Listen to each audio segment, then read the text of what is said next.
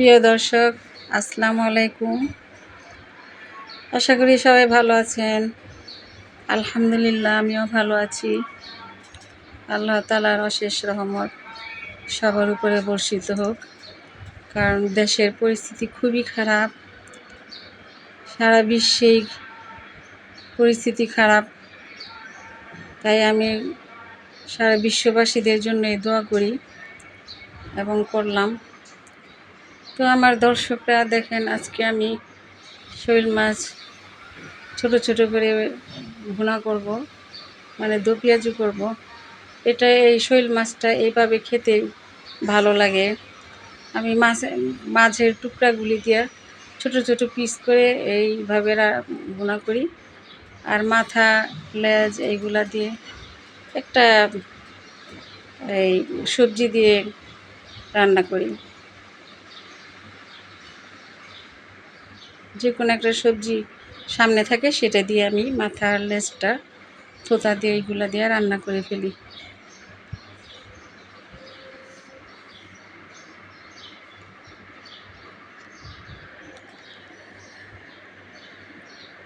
মশলাটা একটু কষিয়ে নিলাম, পেঁয়াজগুলি একটু ভালো করে লাল করে নিলাম।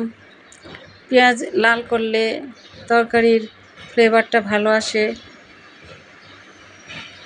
মাছগুলো দিয়ে দিলাম। এখন হালকাভাবে নেড়ে চেড়ে এটাকে রান্না করব। পানি দিই না, এটা পানি দিতে হয় না। এইভাবে রান্না করলে পানি ছাড়াই মাছটা হয়ে যায়, তরকারি রান্নাটা হয়ে যায়। মাছ থেকে যে পানিটা আসে সেটা দিয়ে মাছ সিদ্ধ হয়ে যায়।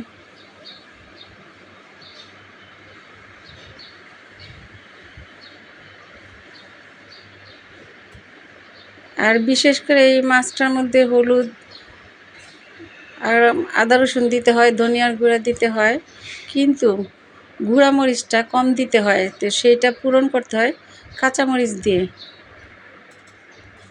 আমিও কাঁচামরিচ দিলাম।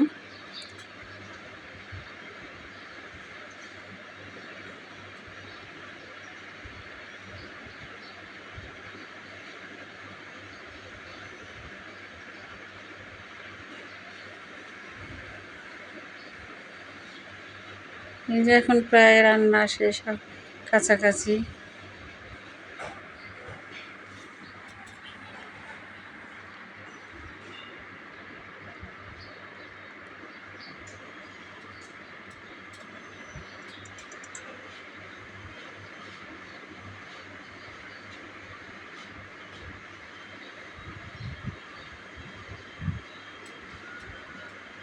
আলতোভাবে নেড়ে চেড়ে দিতে হয়, ছোট ছোট মাছ তো, তাই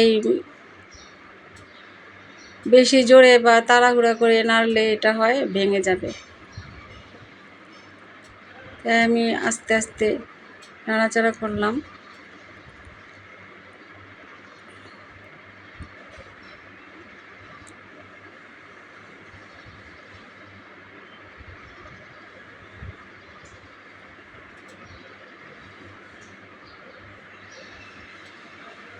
এই দেখেন হয়ে গেছে। এখন আমি ধনেপাতা দিব। ধনেপাতাটা একটু বেশি দিই, কারণ শুধু পেঁয়াজের ভুনা তো, এটার মধ্যে ধনেপাতা বেশি করে দিলে ভালো লাগে, খেতে ভালো লাগে। আর ধনেপাতা তো এমনিতেও শরীরের জন্য ভালো, বেশি দিলেও অসুবিধা নেই, কোনো সমস্যা নেই, ভালো।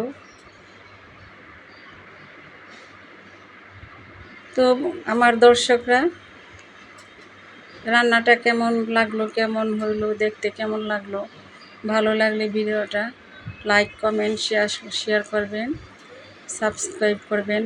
সবাই ভালো থাকেন, সুস্থ থাকেন। আসসালামু আলাইকুম, আল্লাহ হাফেজ।